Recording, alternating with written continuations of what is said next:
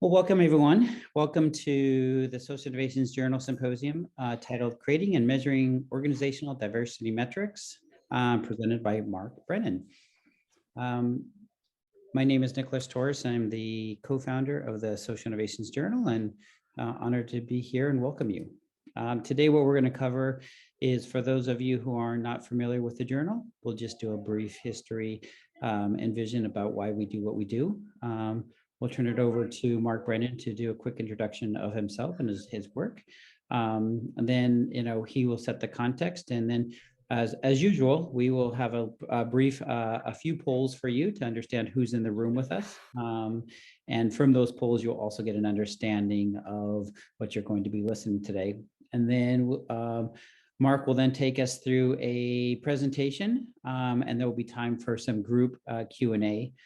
In which case, per our tradition, we will also break you into breakout groups, because we want to know how this really applies to your organization or your context. And therefore, you will then come back and report back so that we can learn with and from you. And then Marc will have a chance to respond to some of those questions that evolved in your groups.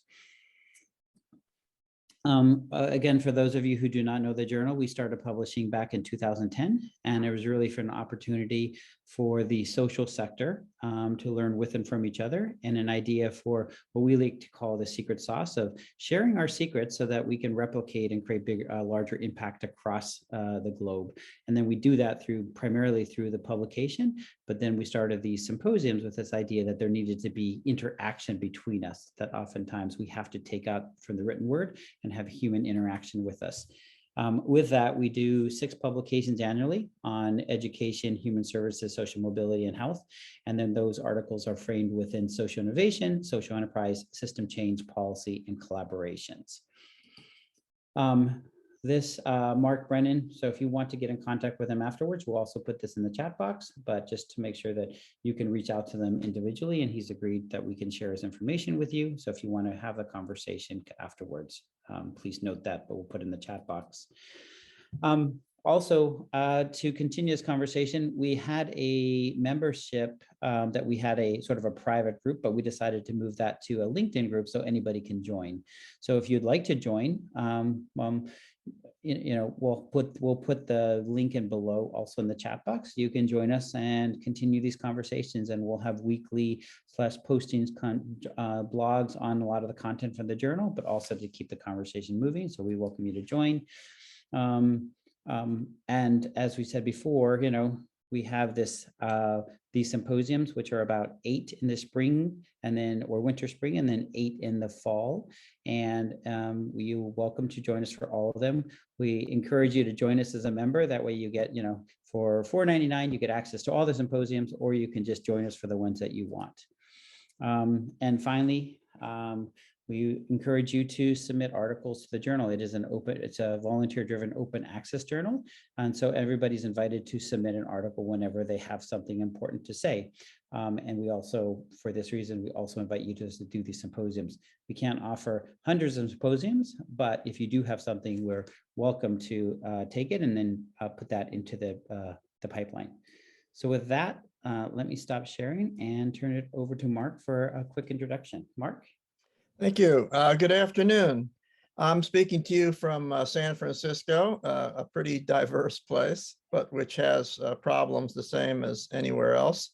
I'm a retired state and federal civil rights executive, and most of my background is in policy and civil rights enforcement work, but I got interested over 10 years ago in diversity and equity issues, and found that many diversity programs are not terribly successful. A saying in the planning field is, you measure what you treasure. So if we value diversity, equity, and inclusion, we should measure them.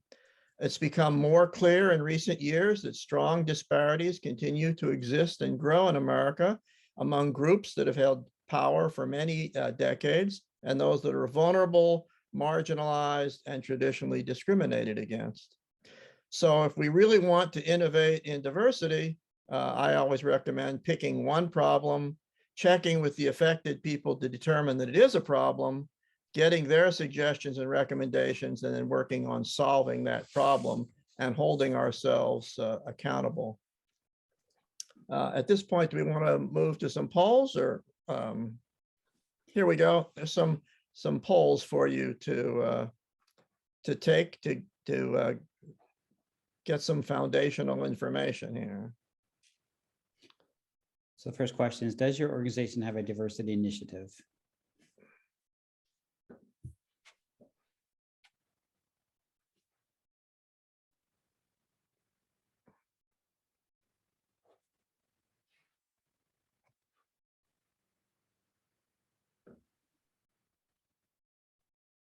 Okay.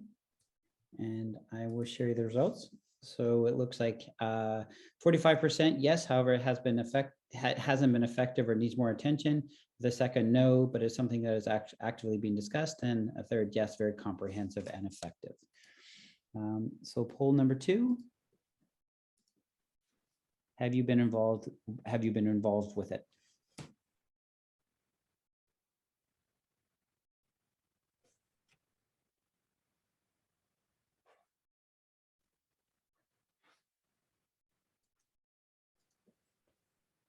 And so you can see that the majority of you have been involved with it, and a very small percentage not. So poll number 3. Do you feel it's been successful? And if not, why?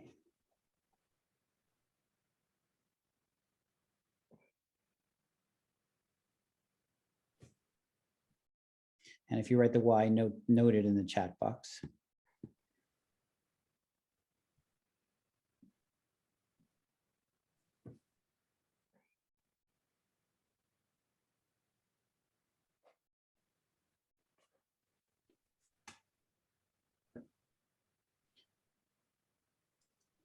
So you've got a 50-50 in terms of it's been successful, and 50 it's not been successful, and then a couple in the chat box.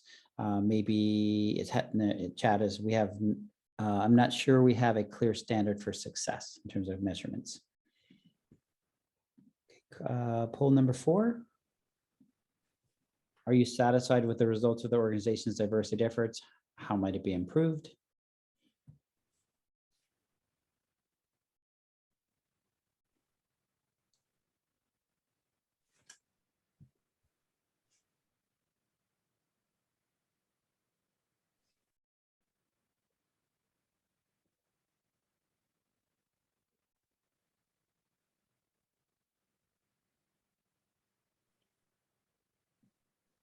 So you've got a trend of I'm not satisfied. And again, within the chat box, you're looking at ways to improve it as better measurement, consistent definition, similar to before. What is that standard of success? Too early to assess satisfaction. And some have not started.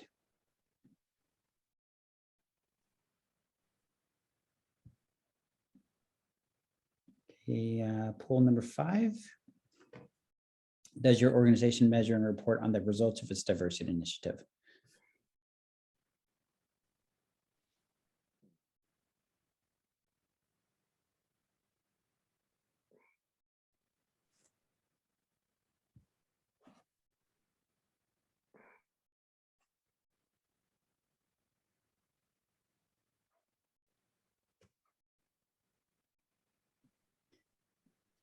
So you got a trend of saying most do not. And in the chat box, again, some might just have just started.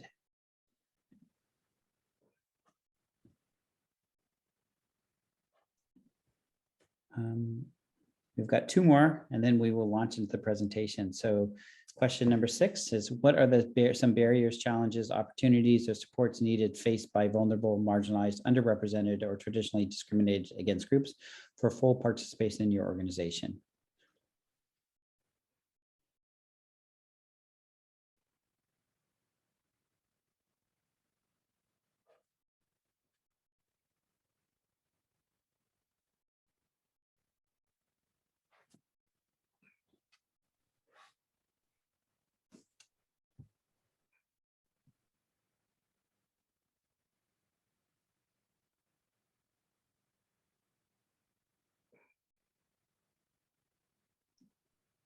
Okay, so looks like the winning is lack of metrics and quantification, as seen early in the chat box, and that seems to be the driving one.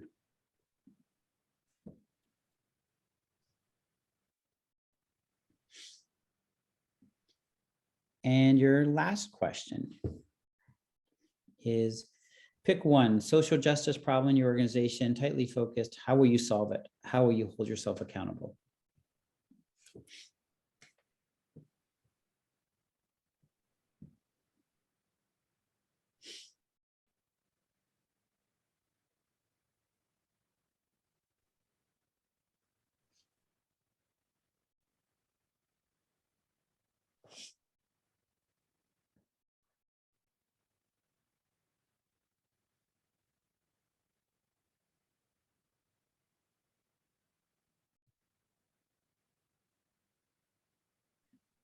Okay, and if you look at the results, is a lot of you have not been consulted, but would like to be more involved. There's some questions of where to start.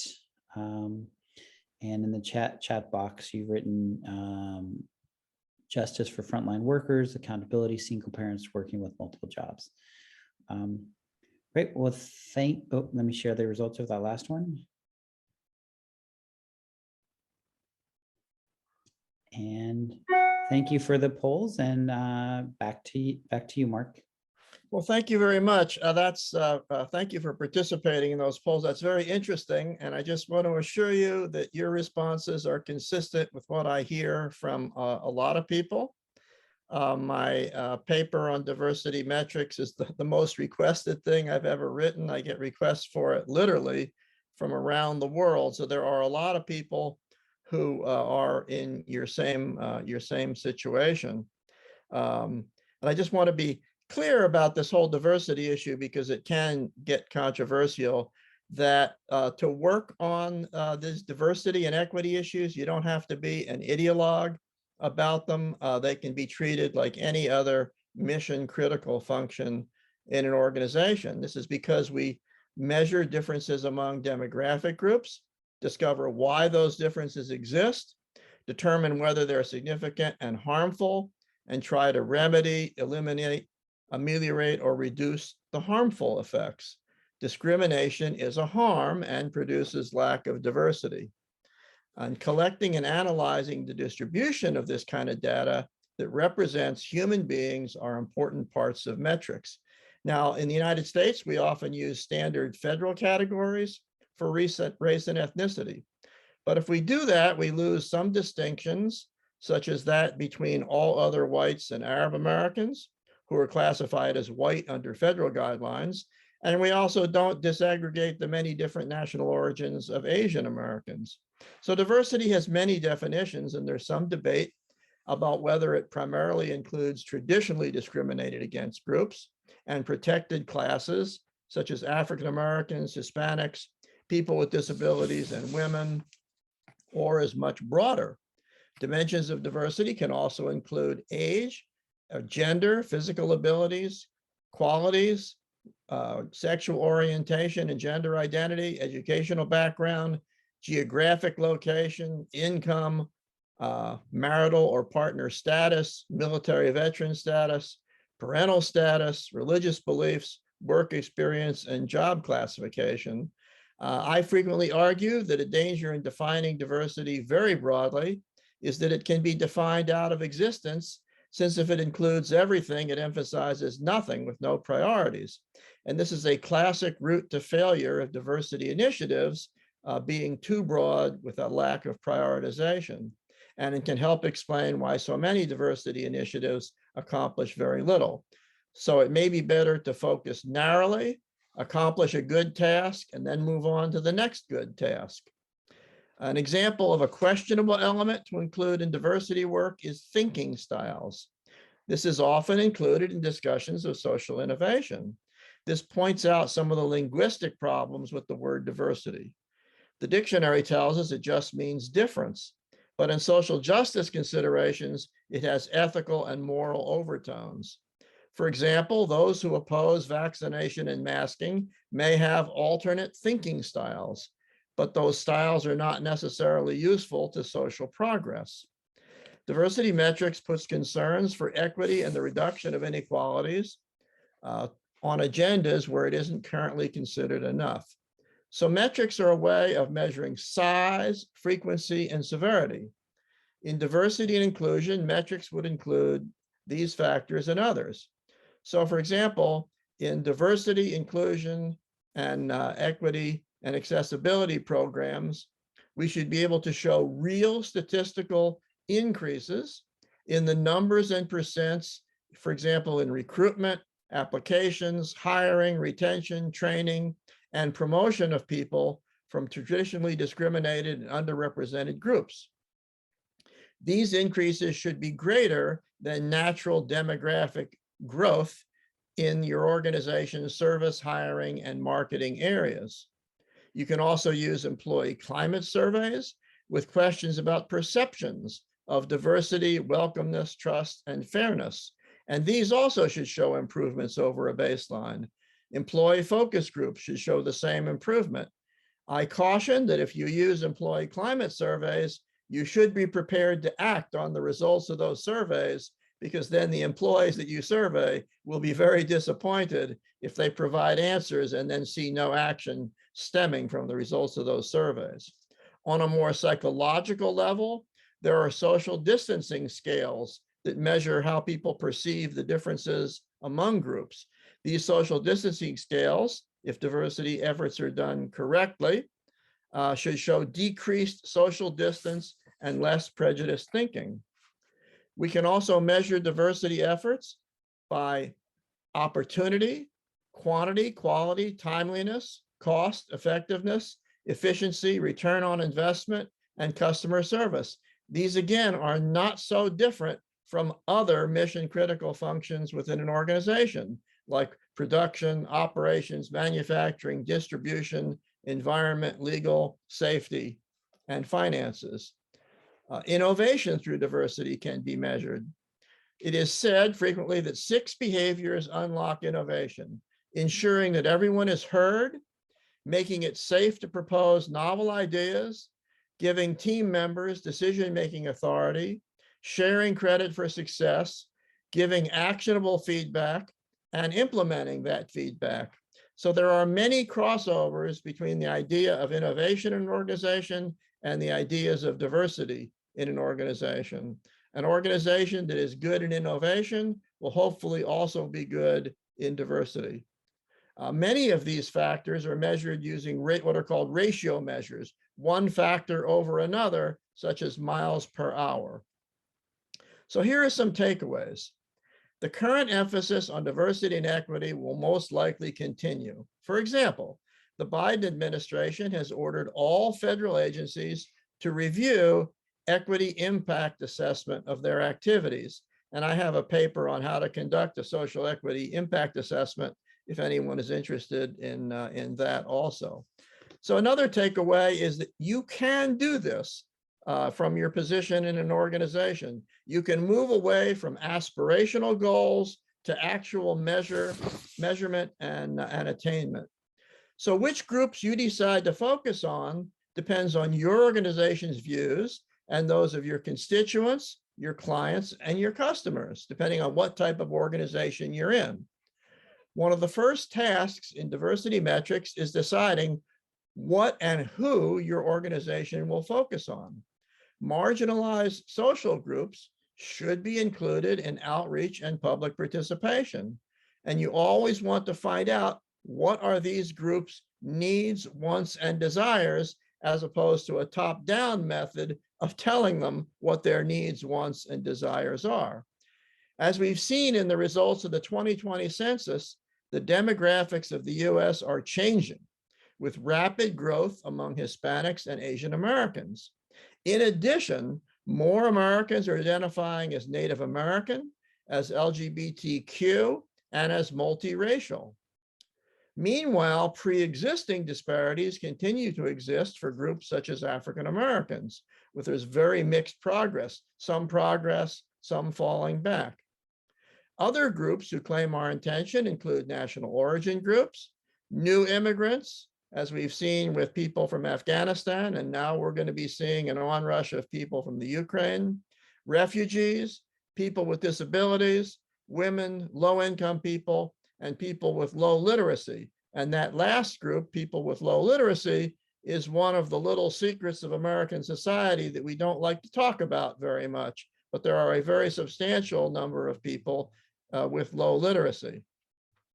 There's often overlap among these groups, which we in the field call intersectionality. It's just an overlap of interests among the various groups. Now, these overlaps don't necessarily produce greater diversity in every dimension. Greater diversity overall does not preclude conflicts among and between diverse groups. This is not heaven that we're creating here. Social justice work inevitably includes conflict resolution, and organizations should include mechanisms for alternative dispute resolution and mediation of grievances. These are some of the foundational things that organizations need to do at the same time or even before they leap into the diversity effort, foundational efforts. Progress today is very uneven, and the pandemic has exacerbated some disparities, especially in health, education, and jobs. Bill Gates has said every dimension of inequity, rich versus poor, inner city versus suburban, urban versus rural, Black versus white, has become worse during the pandemic. Metrics, even when they exist, are often not paid sufficient attention. For example, research has shown that diversity breeds innovation, yet underrepresented group members who diversify organizations tend to have less successful careers within them. Underrepresented groups produce higher levels of scientific novelty, but their contributions are often devalued and discounted. Historically underrepresented groups often draw relations between ideas and concepts that have been traditionally missed or ignored. Studies in Germany have shown that researcher teams that have a higher degree of diversity, such as those with more foreign and female researchers and researchers with more diverse study fields, generally show a higher innovative capacity. On the other hand, mixed teams sometimes have greater problems in effectively communicating and cooperating. These are friction costs, and they can be high. Once again, we are not creating heaven here. We have to deal with actual issues. And one of the downsides of diversity efforts is sometimes creating these friction costs that then have to be dealt with and can offset the gains from having diverse groups. So this is sometimes called the diversity innovation paradox in science and technology. A theme here is to pay attention and avoid unconscious bias by applying root cause analysis to find out what is at the root of the problems of the conflicts. We can include diversity as one of the factors in this root cause analysis. We can reduce friction among team members by using standard techniques for getting along. And then we can incentivize rewarding the human sources of innovations. Now, one of the key concepts for diversity metrics is called the equity lens. This refers to a metaphorical pair of glasses that ensures that people ask, who will benefit from what our organization does? Is this concept applied throughout the planning and development cycle to assure that a proposal is developed, implemented, and evaluating through considering equity, avoiding making things worse for vulnerable and marginalized communities, and making things better where possible? The purpose of this equity lens is to be deliberately inclusive as an organization. It introduces a set of questions into the decision-making process that can help analysts and decision makers focus on equity issues. It's explicit in drawing attention to the inclusion of marginalized people. So some typical questions that we ask with the equity lens say, what are the existing disparities among demographic groups? What assumptions has my organization made about them? Is there implicit bias And has it been avoided? How are we collecting data on these groups? Who is at the decision-making table? What is the likely impact of what we do on each demographic group? Does the policy, program, or decision we're working on produce intentional benefits or unintended consequences called externalities for the affected groups? Are there cumulative impacts on adversely affected groups due to multiple projects over time and space? This is very common with governmental agencies and industries that can produce cumulative impacts. What are the barriers to more equitable outcomes? These barriers can be measured to determine how they're impeding equitable outcomes. For example, in sexual harassment cases, we look at frequency, severity, magnitude, and egregiousness of the alleged harmful acts. What possible revisions to our policy, programs, and decisions can we make to address inequity and promote equity? So an example of using this equity lens is thinking about how your usual methods of reaching people might have disparate impacts. For example, people with disabilities and low income are less likely to own and use digital devices. So if your organization primarily relies upon the internet to communicate with people, you are automatically going to be leaving out a lot of people who don't have good internet connections and don't have good computers in their home. So it's important to focus because you can't do everything. Humans can't do everything. In some respects, this is a zero-sum game where if you focus on one thing and not another, then something drops out. So it's important to know the demographics of your own organization, as well as the demographics of the people you serve and work with, and decide what kind of categories you'll focus on: employment, services, marketing, development, or some combination of them. You need to know the composition of your service, customer, and marketing areas, and how well you're serving them after you disaggregate statistics by race and ethnicity. Aggregated race data can obscure health and other disparities, and disaggregating can help identify disparities among subpopulations. An example of this is the Asian American community, which is extremely diverse. Some parts of the Asian American community are wealthy and high educated and very successful. Other parts look more like low income people in terms of wealth and education. An important part of obtaining metrics is consulting with stakeholders, customers, and clients. It's useful to ask people, what is important to you? We often think of the specific services our organizations provide, but the public usually thinks more broadly. So can we break out of our silos and communicate with other entities to share and provide services? This is especially an issue with governmental organizations, which tend to be locked into very narrow silos and concepts of providing services.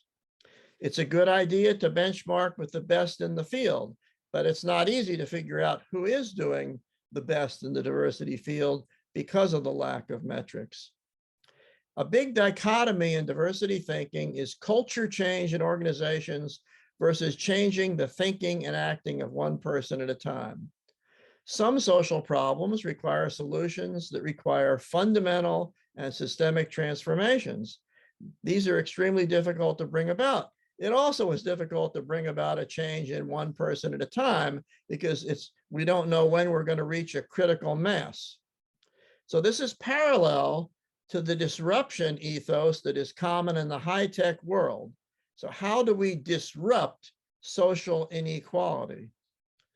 Diversity efforts are an example of business and governmental and organizational and nonprofit leaders coming off the sidelines to make democracy a core value of their companies.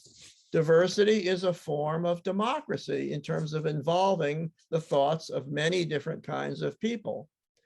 That's probably one reason why those who oppose democracy, for example, through voter suppression efforts, usually also oppose diversity efforts.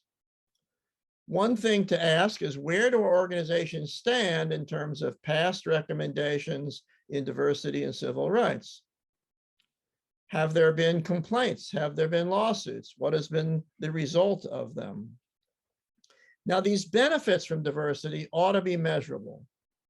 These measures can include better relations among diverse staff members, fewer grievances and complaints, improved labor relations, reduction of noose, graffiti, and hate incidents, and more diverse hiring.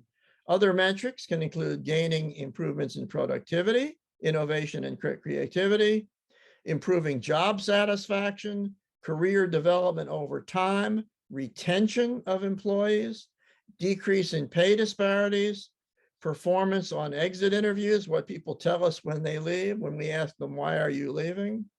Ranking of the company as a best place to work, and becoming an employer of choice. These diversity programs ought to have, sometimes have intangible results, such as improved communication and improved teamwork. Yet such improvements can have an impact, a positive impact on productivity, as in global marketing. So it's a good idea to also know what isn't using metrics. For example, while it's good for your organization to issue statements about your commitment to equity and Black Lives Matter, those statements, while they may be good, don't measure anything. And studies are starting to come out that show that many organizations that issued such statements have not followed through with concrete action. For example, I often look at corporations that receive diversity awards. I find that about 80% of the time, these organizations have executive teams that are very undiverse. So when you look down and across to see who you employ and who you serve, you should also look up to see who's leading your organization. Because in the diversity field, we often say that the efforts have to start at the top and move down. And I'm saying that the efforts have to start at the top and move down, the bottom and move up, and the middle and move sideways. In other words, to include all containers of the organization. So these metrics show where we are, where we're going, and how well we're getting there. And these metrics should include the same kind of scrutiny that other business and organizational operations receive. We can measure social equity and opportunity, quantity, quality, timeliness, cost, effectiveness, efficiency, return on investment, and customer service. We can also measure progress over time. For example, how many African Americans are hired per year? We can include the fulfillment of an affirmative action plan, if that plan has quantitative elements, which I recommend. In planning, public hearings and input are important to find out who's participating in our process. Limited English proficient people are often left out. When we hold hearings and go out into the public, do we hold those hearings in physically accessible locations? Can people with disabilities participate? Do the hours permit working people to attend? There are many types of infrastructure, such as housing, education, transportation, and all of these forms of infrastructure work together to keep people apart. And so to draw people together, we need to address the various forms of infrastructure, even though our organization may only be dedicated to one particular type of infrastructure. An example of this kind of problem is what happened during the pandemic with distance learning in K-12 public schools. Because of the digital divide, many low-income people and people of color don't have good internet connections. Schools were caught flat-footed. There was also a failure of imagination because educators leaped directly toward trying to think of how to connect with students through distance learning over the internet without stopping to think about what resources the students had. So the question was not, how do we replace in-school classes with computers, but rather the basic foundational question, how do we educate children? So for example, almost no public school districts thought of using cell phones and gamification to educate children. And yet, when was the last time any of us saw a teenager who wasn't holding a cell phone? So when we plan and build as if we're starting fresh, or do we start to correct old wrongs, or both? Sometimes limits on growth can harm opportunities. Sometimes what seems like a good solution can create others. An example of what seems like a good solution is the funding and revenue streams that many transportation organizations have developed to pay for transportation through tolling of lanes, bridges, tunnels, and roads. The trouble with that is that the tolling has economically regressive effects on low-income people. So what are some sources of information to gather? Well, of course, there's the census, which collects a tremendous amount of this information. Public schools know the racial, ethnic, disability, and limited English proficiency of their students, and that's also a proxy measure for parents and guardians of those students. School lunch programs, SNAP, what used to be called food stamps, LIHEAP, which is a heating program for low-income people, Section 8 housing vouchers, WIC, TANF, paratransit use, all have data that can be used as proxy measures for these vulnerable and marginalized groups that we're talking about. A proxy measure doesn't precisely measure the group that we're looking for, but can come very close. Churches can be an excellent source for diversity data. America is still heavily segregated on Sunday morning. The American Community Survey, which is a subset of the census, which is conducted every year rather than every 10 years, contains a wealth of data.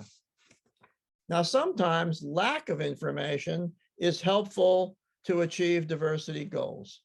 For example, an organization called Gap Jumpers was formed to recruit tech workers in Silicon Valley based on applicant performance in challenges that seemed like job tasks. The goal was to increase diversity by eliminating the effect of only hiring graduates from elite colleges and universities. But companies still received applicant names and photos in addition to test results. It wasn't until the companies adopted a practice used by symphony orchestras for anonymity of the candidates and selection based on test results and hidden additions behind a curtain that non-white and female applications increased from 20 to 60% of those chosen for an interview. In other words, symphony orchestras suddenly hired a whole lot more non-white and female applicants for their symphony orchestras.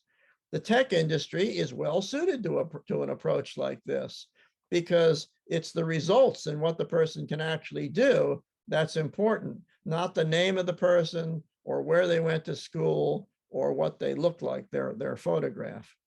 We do have an opportunity during the pandemic, while it's a terrible health crisis, because we can start to think of how to do things new instead of falling back to the things that were. An example is the tremendous number of people who are now working from home. So there's a great opportunity for thinking outside the box. Equity is also a component of sustainability. One of the legs of sustainability is supposed to be equity. A key to the UN Sustainable Development Goals is a commitment to human rights and equity. Although those sustainability goals don't include too much of a reference to equity, we can develop our own sustainability goals, and this will help benefit all humans to face the crisis we're facing in terms of global warming, climate change, and rising ocean levels. Now, I frequently get the question of how to report metrics best to be most useful, and I suggest visual displays of quantitative information. The world expert on visual displays of quantitative information is Edward Tufte, T-U-F-T-E, who has written 4 excellent books on the subjects, and he also offers seminars. I see a lot of graphs, and I often have a hard time figuring out what they really say. In addition, today we often see dashboards with key indicators and colors to show progress. One of the key issues in this field is outcomes versus outputs. Outputs are how many widgets we're producing, how many meetings we've held, how many speeches have been given, how many potlucks we've put on. But outcomes are what really result from our efforts. And I suggest focusing on what really is produced from our efforts. Another thing we should engage in, where diversity is a lot like other mission critical function in an organization, is strategic planning. In strategic planning, we ask, what should we do more of? What should we do less of? What should we start doing? And what should we stop doing? And we should include diversity and equity as major categories in strategic planning rather than as an afterthought. We can ask about each major initiative, how does this affect diversity, equity, and inclusiveness?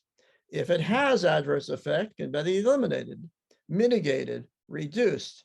This identification gives us the opportunity to do something about them.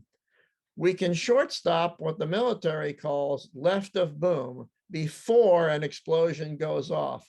Often in this field, we are reactive when there's a crisis and someone accuses our organization or individuals in the organization of doing something awful. So we should try to concentrate on working on problems before that crisis occurs. Diversity metrics are a continuum. When a project is in the planning stages, before the project begins, when it's working, and after it's done. Then hopefully we're not busy digging ourselves out of a hole. We can then hold action meetings afterwards and discuss what we should have done differently.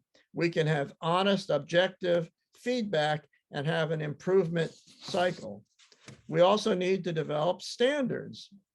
There should be standards that can be compared across organizations, geography, and time. If everyone is doing things differently, how can an organization know how it compares to others? We also can look at risk, determining for what we do, does it create risk for vulnerable and marginalized people? A risk factor increases the likelihood that a certain negative outcome will occur, whereas an indicator helps to assess whether it's occurring. Indicators are more like dashboards used to report progress.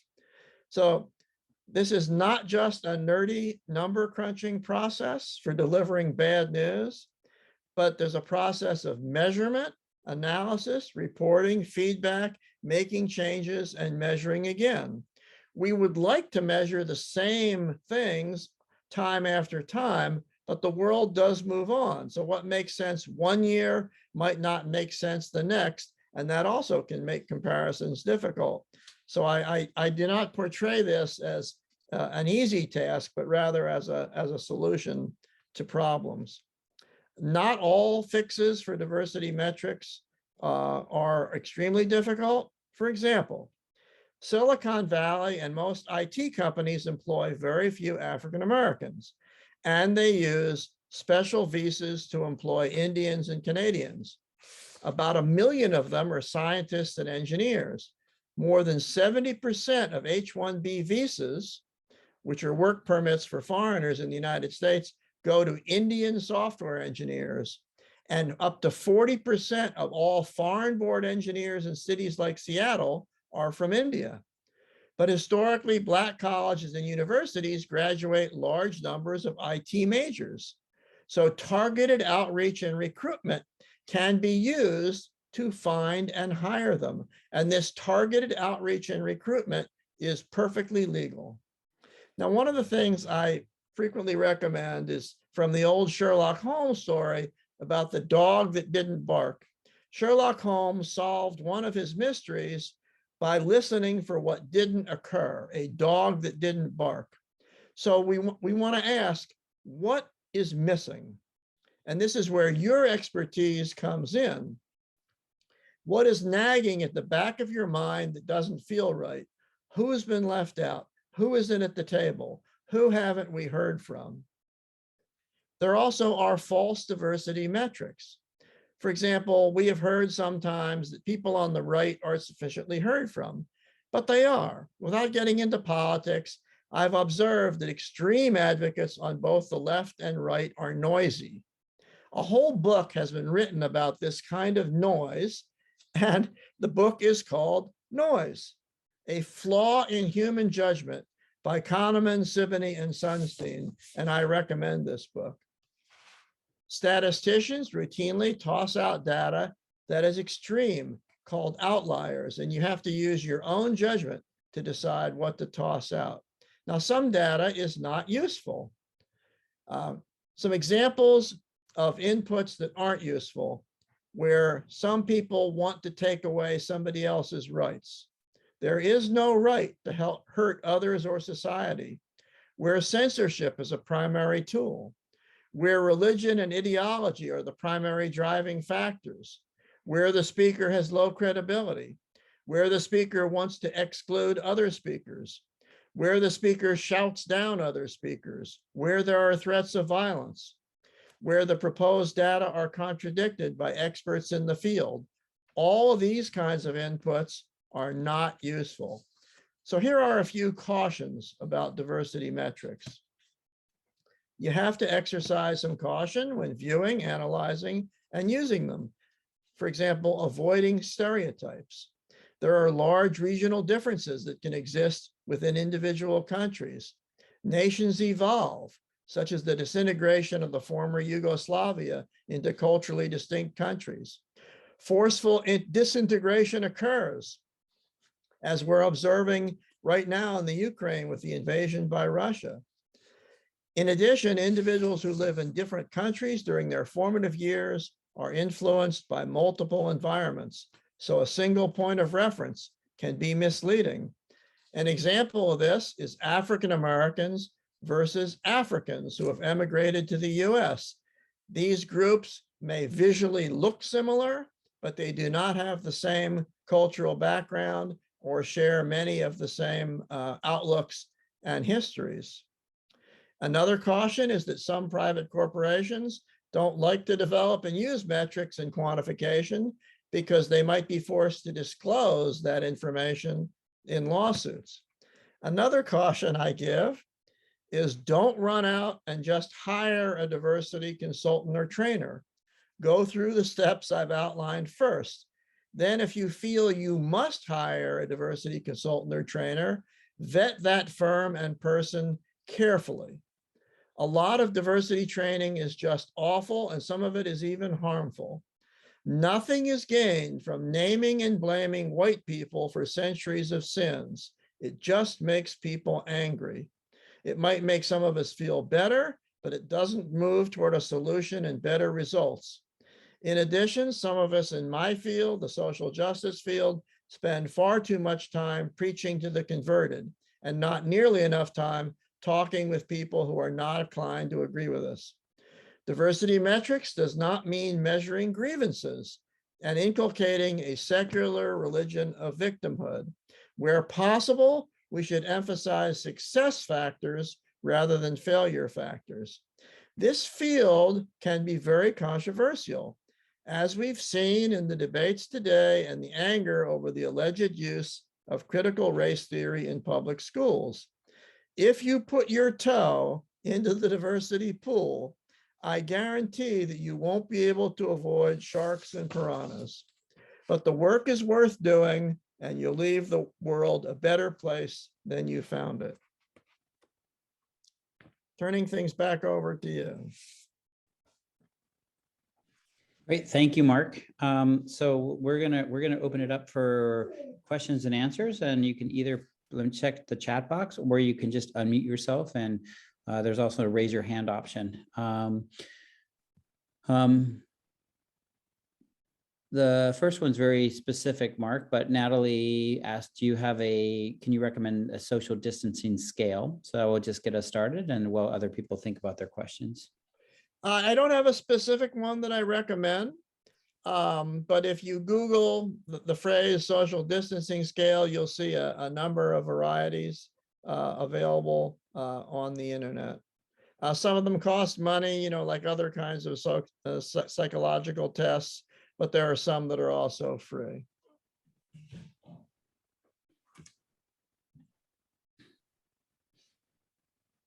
other questions that people have for Marc?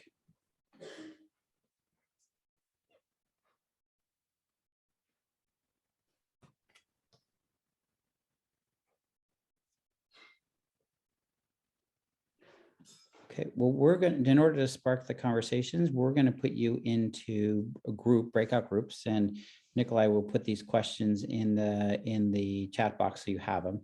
But, we'll have some small group discussions. The 4 questions are, where are you now and where do you want to go? So, the knowledge that you've gained today is like, how might we apply? And again, for those poll questions, you might be able to really talk about what you're trying to do. Where do you ultimately want your organization, your context to go, or be? What you plan to do for your organization? What kind of barriers are you facing? And just checking the chat box. There is a question from Virginia, Marc. Is there a site that houses, do you have a site, Marc, that houses all your publications? A number of the things I've discussed are available through my LinkedIn profile. You can go there, and you should also feel free to send me an email, and I can send you any of these documents. For example, the paper on diversity metrics that has a lot of actual examples and resources included in it, and also the paper on social equity impact assessment. And you can also, take a look at some of my books, such as Planning as If People Matter, Governing for Social Equity, and then also a book that I edited on religious diversity in the workplace. I also have documents on basics of creating a diversity program. Today's discussion was on diversity metrics, but I always emphasize foundational issues. And so I have a short paper on what is necessary for foundational and baseline aspects of creating a diversity program. And then also, if say you want to focus on people with disabilities, who are sometimes called the largest minority in the United States, I also have a document on the basics of disability law and how to approach those kinds of issues. Okay, so we'll do, we have two last questions, Marc, and then we'll put everybody into their group out groups to have a discussion and then kind of report back so you can answer them as a group. First one is from Darren. So there's a significant challenge in diversifying an organization and outreach to attract diverse applicants. How does one diversify a specific field of work? And the second question from Michael is, do you have any suggestions on how nonprofits can raise and not be afraid to spend the necessary funds it takes to achieve equity? Well, I mean, the funding issue is always a tough one. I recently had a discussion with a person who turned down a chief diversity officer position in a large organization because she was told that she was going to have to justify her job every day when she came in. And I think she was wise to turn that position down. Again, this has to do with the analogy I make that that the equity function in an organization should be mission critical, and no one would require someone in operations, production, manufacturing, logistics, marketing to justify their job every time when they come in. So if that's the requirement, I think that's not a great idea. I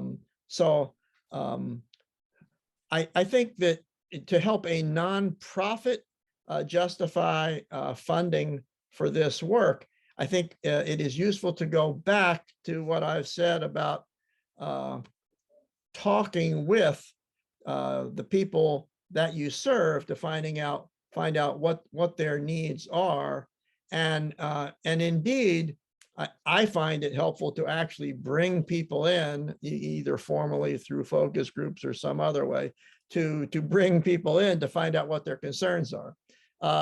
Let me give you an example that portrays me both positively and negatively. After 9/11, I was on the Tiger team that helped to set up the Transportation Security Administration in the US Department of Transportation, where it was located for a year. And there was a problem with security scrutiny of Arab Americans and Muslims at airports. And so we brought in to the headquarters of Department of Transportation representatives of the Arab American community, Muslim community, and also the Sikh community, because although they are not Muslims or Arabs, they do wear turbans, and security personnel were scrutinizing them as if they were. So we had this very nice meeting with this variety of groups. The meeting went well. They expressed their concerns, and we made lots of notes on how to deal with them. And I thought, wow, you know, this meeting was great and successful. And then after the meeting, people are leaving, and the Sikh representative comes up to me and he says, you know, Mark, really appreciate your inviting us to this meeting. It was very valuable. We learned a lot. Thank you for listening to our input about our concerns with security at airports. I just wanted you to know, we haven't had a meeting with those Muslims in 300 years. So there's an example of where I did not know that these groups, you know, had been at loggerheads, you know, for so long. So even a person who's supposed to be an expert in this stuff can make bad mistakes. But nevertheless, it was a valuable thing to invite people in. And what I repeatedly discover is that many times the people who we think we're trying to help haven't really been consulted very much. You know, sometimes some of us in this social helping field get a little arrogant about thinking we know who we're helping and what their needs are. And we discover that, you know, I might go out and have a big plan for building roads or sidewalks, and I meet with the community and they say, well, yeah, it's true, we need better roads and sidewalks, but what we really need is a sewage system. Great. Thank you, Mark. So we're going to put you guys into two groups. The questions are posted in the chat box, give you 15 minutes. And then again, through that conversation, you might evolve new questions, but you can also share among yourselves. And then for each group, just designate a spokesperson that can respond back and maybe frame it for Mark so then he can answer additional questions for you. So again, it's about 4:30 now Eastern Coast, and we'll bring you back at 4:45. Thank you.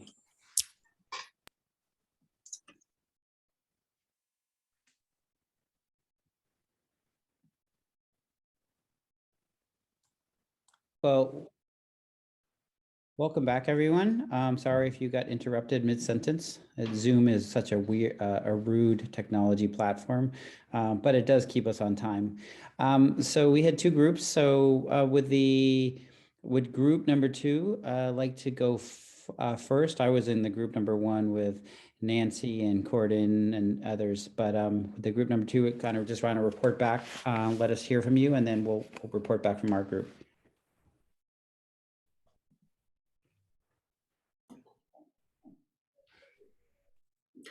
Go ahead, Lisa. You were quite animated. I was going to say, Darren, you go ahead. That's what I was actually going to say. So do you want to, how do you feel about taking over? I think you'd be great. Actually, you know what? I could talk about, you know, there's a lot of initiatives that we have going on to eliminate barriers. I know I spoke about, and I recollect the best, our organization, we have pretty active diversity, inclusion, equity committee going on right now. It's relatively new, but one of our biggest barriers we see is actually the socioeconomic disparities in New Jersey, just because of the fact that it's such an expensive state to live in, and the type of work it is done in our organization, being a not-for-profit, is funded with a limited amount of funding from Medicaid. So, you know, the social determinants of health are barriers that we would like to overcome external to the organization. We're trying to figure out which barriers are the greatest? Is it the barriers that face the people that work for us and even just trying to get to our organization to work, or is it the barriers on the inside? So that's one thing that I addressed, but yeah, if you could continue, that would be great. I can definitely take over for there. So I didn't know if we need to answer the questions, but what I will say is in the breakout group that it was kind of neat because we had different people from different parts of the country or from different countries. So I'm coming in from Canada and US, so it was kind of good there. And also we had somebody from the United Way who I think they're way further ahead on some things. So it was really neat to be able, oh, why can't I remember? Michael, I think it was, who had some, yeah, thank you, Michael, who had some really good, they're out ahead of the game already, right? So we could ask questions of, what's he doing that's working, and he gave us a good equation and some acronyms that I think I'm going to go research after. So it was neat to be able, someone else on our team was just starting out as well with a new company. So it was neat to be able to have different ends of the spectrum. As well. And then I think the question around barriers that we were facing, I think the topic that came up quite a bit, or the theme, was this idea of nothing for us without us, or this idea of not telling people, coming in and fixing it for people, or assuming that that came up for a few different people in different manners. So hopefully you didn't want me to go through questions 1 through 4. I just gave you kind of an overview. Darren, anything else to add? Yeah, we talked about a little bit about not speaking for people, but speaking up for people. And so that was another theme too.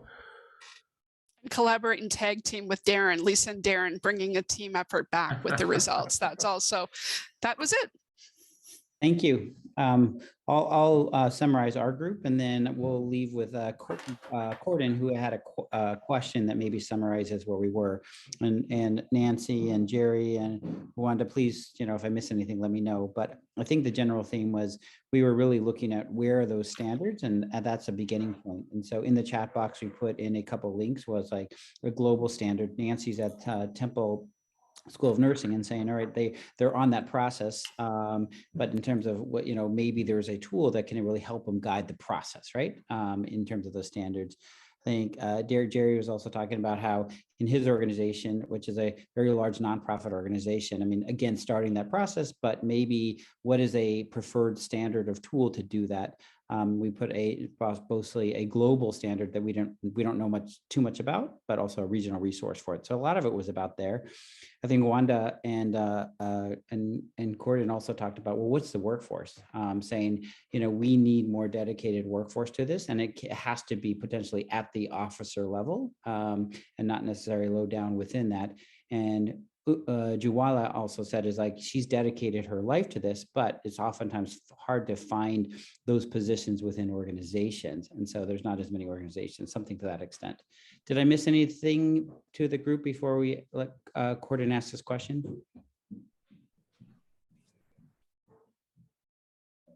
Okay. So Corden, you want to restate your question, and then Mark will turn it over to you. Thank you. We're down here. I just wanted to ask, I know, Mark, you had mentioned earlier in reference to, being careful in vetting consultants, when looking to hire, select for training, vendors, et cetera. I just wanted to know, is there sort of like a centralized place where in terms of doing climate surveys and looking to see using tools and, in spirit of metrics, where, other than you go to a vendor and they tell you oh, they have the best tool since sliced bread. You go to another, consultant and they say the same thing, everyone has the soup, and the magic. But, just wanting to know, because I was a Navy diversity officer for 10 years, and we didn't have to look at contracting out because we had our own sort of defense, equal opportunity management institute that sort of curated those types of surveys or assessment tools. So now that I'm a civilian, I'm just wanting to know what are folks using and finding, useful in terms of, a good tool. Right.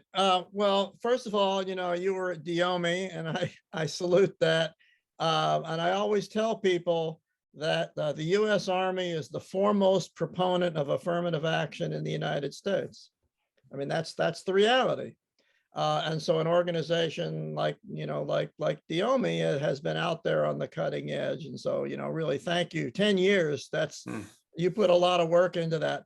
Unfortunately, as you've probably discovered, being a civilian, this is the Wild West. And there is no central depository. There are a lot of organizations that claim to do a lot, and there are a number of different certification organizations. For example, I spent a lot of time on the Diversity Standards Task Force for the Society for Human Resources Management. We made tremendous progress, but then after about 3 or 4 years on that task, SHRM just dropped the project. And ASTM, what used to be called American Standards, was interested in picking up the project for diversity standards, but SHRM wanted to charge the money for the intellectual property.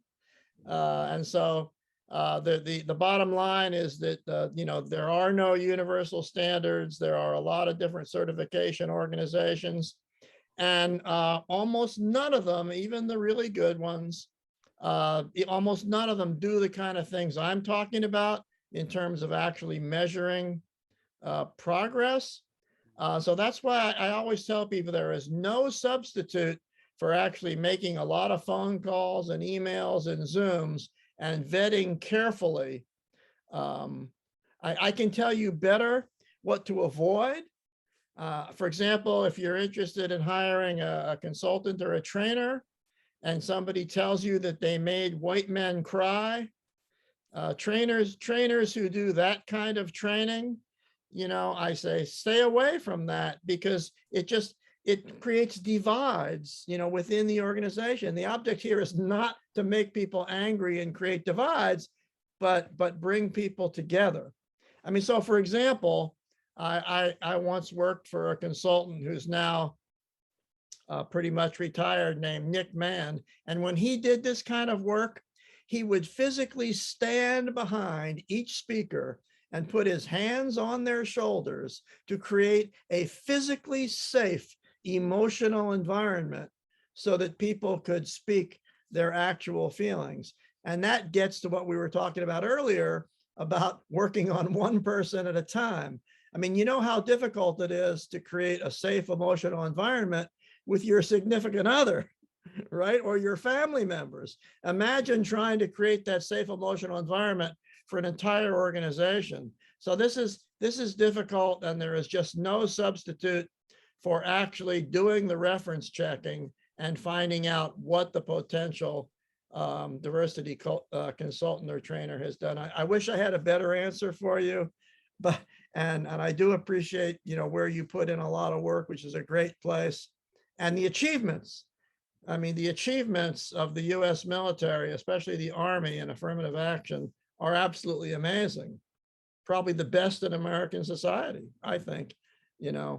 But so maybe you can suggest to the folks who are still at Diomi to reach out and create this database or repository, right? There's an idea. Good thought. Thank you. Thanks. Final words, Mark? Before we Well, close? I just wanted to expect appreciation to Social Innovations Journal for doing this and the work you do. I piggybacked on the breakout sessions. The discussions were terrific.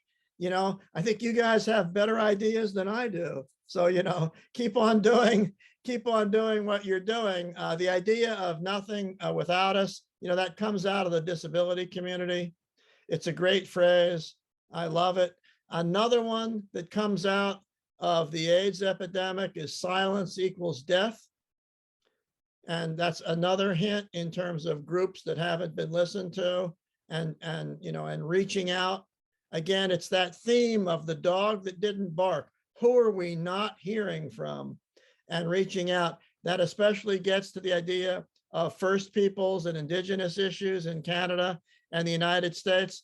With 600 tribes, there is no one big theme, and you have to keep asking, one one group does a great job, another group, doesn't do such a great job. And this kind of reaching out to get the data is not easy, but it needs to be done. And especially if you don't know who you're reaching out to, it can require some excavation just to figure out who to reach out to.